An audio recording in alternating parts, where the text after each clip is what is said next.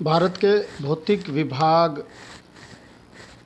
का विभाजन किया जाता है। मुख्य जो फिजियोग्राफिक डिविजन्स ऑफ इंडिया में डिवाइड करने के बाद में पहला जो विभाग था वो उत्तरी पर्वतीय प्राचीर के रूप में हम हिमालय और उसके जो विभिन्न पार्ट हैं उनके बारे में डिस्कस कर चुके हैं। भारत के भौतिक विभागों में जब दूसरा नंबर जब आता है उसके रूप में हम डिस्कस करते हैं या उसके चर्चा करते हैं, वो उत्तरी मैदानी प्रदेश। भारत का जो दूसरा भौतिक विभाग है वो उत्तरी मैदानी प्रदेश है। उत्तरी मैदानी प्रदेश के बारे में ये कहा जाता है कि हिमालय पर्वत तथा प्रायद्वीप में भारत से आने वाली नदियों द्वारा लाए गए अवसाद से निर्मित उत्तरी मैदानी प्रदेश का निर्माण हुआ है। यह जलोढ़ अवसादों से निर्मित मैदान है जो विश्व में सबसे बड़े मैदानों में से एक है। इनकी उपजाऊ मृदा का उपयोग कृषि के लिए किया जाता है। यहाँ पर हाईली डेंस्ड मतलब बहुत अत्यधिक घनत्व वाला जनसंख्या समूह पाया जाता है। भारत का नवीनतम भूआकृतिक प्रदेश है ये। इसकी जो लगभग दूरी है वो 3200 किलोमीटर की दूरी में 7 लाख वर्ग किलोमीटर क्षेत्रफल इसका कुल पाया जाता है। इस मैदानी क्षेत्र की चौड़ाई 240 किलोमीटर से 320 किलोमीटर के बीच आसपास पाई जाती है, जो न्यूनतम 150 किलोमीटर से अधिकतम और 480 किलोमीटर की भी हो जाती है। इन मैदानों का ढाल बहुत मंद है तथा ये समतल मैदान के रूप में मैदान है। इनकी अधिकतम ऊंचाई 185 मीटर से है और इस मैदानी प्रदेश में जलोढ़ अवसादों का जमाव जो है उसकी गहराई है 2000 मीटर तक पाई जाती है। ये सामान्य रूप से यहाँ की इन मैदानी प्रदेश की विशेषताएं हैं। इन विशेषताओं के बाद में अगर कोई बात कर देते हैं तो उसके विभाजन, इस उत्तरी जो मैदान है हमारा भौतिक विभाग है उत्तरी मैदान, उसको मुख्य रूप से 4 भागों में डिवाइड किया जाता है और 4 वो भाग है जो नदियों द्वारा, मुख्य नदियों के द्वारा, क्योंकि इस मैदान का निर्माण मुख्यतः नदियों के द्वारा हुआ है और इन नदियों के आधार पे ही जो बड़ी नदियां हैं उनके आधार पे ही बड़ी नदियां और उनके साइज उनके आधार पे इसका डिवाइडेशन किया गया है। पहला है राजस्थान का मैदान। राजस्थान का मैदान, दूसरा है सतलज का मैदान, तीसरा गंगा का मैदान और चौथा है ब्रह्मपुत्र का मैदान। जैसा कि आप अब इस नक्शे में देख सकते हैं, सबसे पश्चिम की ओर जो दिखाया गया है वह राजस्थान का मैदान जिसके बारे में ये कहते हैं। ये राजस्थान प्रदेश में अरावली और उस पर्वतमाला के पीछे का वेस्टर्न राजस्थान जो शुष्क प्रदेश पाया जाता है। इसके उत्तर में सतलज का मैदान, सतलज पंजाब और उसकी सहायक नदियाँ, जितनी पंजाब की जो सहायक नदियाँ सतलज, व्यास, रावी, चिनाब, इन नदियों के द्वारा निर्मित जो क्षेत्र है वो दिल्ली और दिल्ली के पश्चिम का पार्ट इस सतलज के मैदान के पार्ट है, जिसमें पंजाब और हरियाणा का क्षेत्र माना जा सकता है। तीसरा है गंगा का मैदान। गंगा और उसकी सहायक नदियाँ, गंगा, यमुना और कोसी आदि जो नदियाँ हैं उनके द्वारा निर्मित है। अंतिम जो पूर्वी प्रदेश है वो ब्रह्मपुत्र का मैदान वो पाया था। ब्रह्मपुत्र उसकी सहायक नदी है जिसको कहते हैं, कोसी नदी के पूर्व का जो पार्ट है उसको ये कहता है। सबसे पहले हम डिस्कस करेंगे वो है अपने राजस्थान का मैदान। इस राजस्थान के मैदान की जब बात की जाएगी तो उसके बाद में है, कहा जाता है कि ये अरावली के पश्चिम में स्थित है।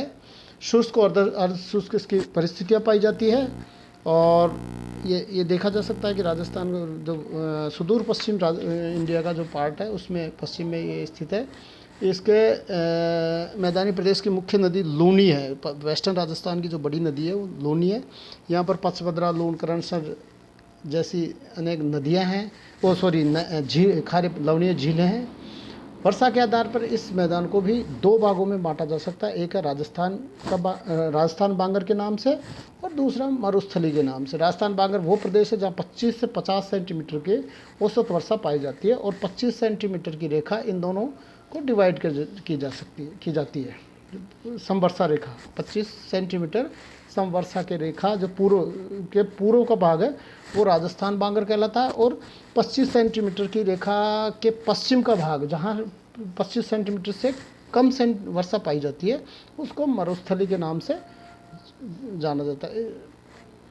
ये जैसलमेर, बाड़मेर जिलों में स्पेशली पाई जाती है।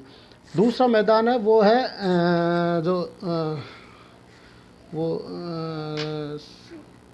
इसका सतलज का मैदान।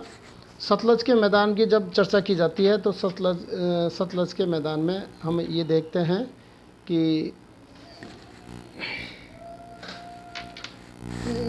इसके सतलज, रावी तथा व्यास नदियों के द्वारा निर्मित सतलज का मैदान मुख्यतः पंजाब तथा हरियाणा में विस्तृत है। इस मैदानी क्षेत्र में प्रमुख जो दोआब पाए जाते हैं, जैसे बारी, व्यास और रावी नदी के बीच का दोआब है, बिस्त दोआब, व्यास और सतलज नदी के बीच के दोआब है। सतलज तथा घग्गर नदी के बीच मालवा के मैदान स्थित है। घग्गर तथा यमुना के मध्य हरियाणा भिवानी बांगर स्थित है। ये मतलब ये इसकी जो खासियत है वो ये है, इस मैदान में अत्यधिक उपजाऊ मैदान, सर्वाधिक उत्पादकता पाई जाती है। इस मैदान का ढाल उत्तर पूर्व से दक्षिण पश्चिम की ओर पाया जाता है। जो नदियों सतलज, जिस तरह से सतलज और व्यास नदी का फ्लो होता है उस प्रकार से इसका ढाल है। तो नेक्स्ट जो माना जाएगा वो है गंगा का मैदान। इस गंगा का मैदान के बारे में जब डिस्कस करते हैं तो ये मानते हैं कि गंगा का मैदान दिल्ली और दिल्ली के पूर्व में जो स्थित है वो गंगा और उसकी सहायक नदियों के द्वारा मैदान का निर्माण किया जाता है। यूपी, बिहार तथा वेस्ट बंगाल में इसके मुख्य विस्तार पाया जाता है। जैसा कि इस मानचित्र के द्वारा अपन समझते गंगा नदी निकलती है। रोहिलखंड का मैदान है पहला, रोहिलखंड के बाद अवध का मैदान है, अवध के बाद में बिहार मिथिला का मैदान, मिथिला मगध का मैदान, और कोसी नदी के महानंदा और हुगली नदी का जो एरिया, इसमें कहने का मतलब यह है कि इसमें दामोदर और श्रवण रेखा नदियों का भी पार्ट को शामिल किया जा सकता है, जो छोटा नागपुर के पठार के समीप सीमावर्ती क्षेत्र में पाए जाते हैं। इस प्रकार से जो मगध, बारिंद और रार के मैदान जो स्थित है, इस प्रदेश में सर्वाधिक उत्पादकता पाया जाता है, सर्वाधिक जनसंख्या घनत्व पाया जाता है। ऐसी कंडीशन में ये एरिया महत्वपूर्ण, भारत के कुल मिला के जो भारत की जो धरातल है उसके हिसाब से अति महत्वपूर्ण एरिया है। नेक्स्ट है ब्रह्मपुत्र का मैदान। इस ब्रह्मपुत्र के मैदान का जब हम उल्लेख करते हैं, इस मैदान का निर्माण ब्रह्मपुत्र तो उसकी सहायक नदियों के बारे में द्वारा किया गया। ये सकरा मैदानी क्षेत्र है। ये मुख्यतः उत्तरी पूर्वी राज्यों में स्थित, नॉर्थ ईस्ट में, जिसमें अरुणाचल प्रदेश, आसाम और फिर बांग्लादेश में निकल जाता है। तो अरुणाचल प्रदेश और आसाम राज्य में ही इसका रहता है। बाढ़ हमेशा आती है। इसकी खासियत है कि थोड़ी सी बरसात शुरू नहीं, मानसून का सीज़न आया नहीं और बरसात शुरू हो जाती है, नदियाँ उफल रही। इस मैदान का उपयोग चावल और पटसन की खेती के लिए, पटसन या जूट की खेती के लिए किया जाता है। अब आगे की कहानी ये तो हो गया भौतिक विभाजन, जो नदियों के आधार पे सामान्य रूप प्रादेशिक विभाजन भी इसको कह सकते हैं। और संरचना के आधार पर जब मैदान का विभाजन किया जाता है तो संरचना के आधार पर मैदानी प्रदेश का विभाजन भी 4 प्रकारों में किया जाता है। भाबर, तराई, खादर और बांगर, 4 प्रमुख रूप से है। भाबर ये हिमालय पर्वत के पदेन क्षेत्र को, भाबर वो क्षेत्र होता है जो बिल्कुल हिमालय की तलहटी में, यानी कि उसके पर्वत पदीय जो मैदान होता है वो भाबर एरिया कहलाता है। ये 8 से 15 किलोमीटर चौड़ाई में स्थित पट्टीनुमा मैदान पाया जाता है। इस मैदानी क्षेत्र में नदी बड़े अवसादों के नीचे बहती है। अंततः नदी के भूमिगत प्रवाह के कारण नदी सतह पर अदृश्य हो जाती है। ये भाबर प्रदेश की इम्पोर्टेंट खासियत है कि मोटे कंकड़ पत्थर जो पहाड़ों से बहा के लाए गए होते हैं वो नदी अपने पर्वत पदीय मैदान में तलहटी में जमा करती है, और उन मोटे जो कंकड़ पत्थर होते हैं उनमें नदी लुप्त सी प्राय होती है। बड़ी छोटी नदियाँ लुप्त हो जाती है, बड़ी नदियाँ हो सकता है ऊपर से बहती रहती है, बट जो नदी भाबर प्रदेश में लुप्त हो जाती है वो पानी भूमिगत हो जाता है, सतह पर दृश्य हो जाती है। ये मैदान पर कृषि के लिए उपयोगी नहीं पाया जाता क्योंकि बड़े पत्थर, मोटे पत्थर होते हैं, बड़े कंकड़ होते हैं।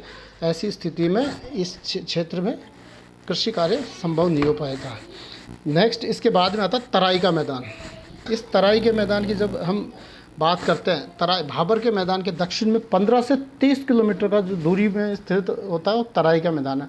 भाबर प्रदेश में मोटे कंकड़ पत्थर जमा कर दिए जाते हैं नदियों के द्वारा।